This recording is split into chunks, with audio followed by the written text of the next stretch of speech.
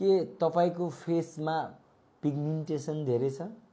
के तपाईको फेस जति अरु नर्मल सनस्क्रिनलाई पनि ग्लो गरेको छैन? के तपाईको फेसमा अनइभन टोनहरू देखिरहेछन्? त्यस्तो छ भने तपाईहरुको लागि बेस्ट सनस्क्रिन चाहिँ टिन्टेड सनस्क्रिन हुन सक्छ। किन टिन्टेड सनस्क्रिन नै लगाउने त? टिन्टेड सनस्क्रिनमा आइरन अक्साइड कम्पोनेन्ट हुन्छन्।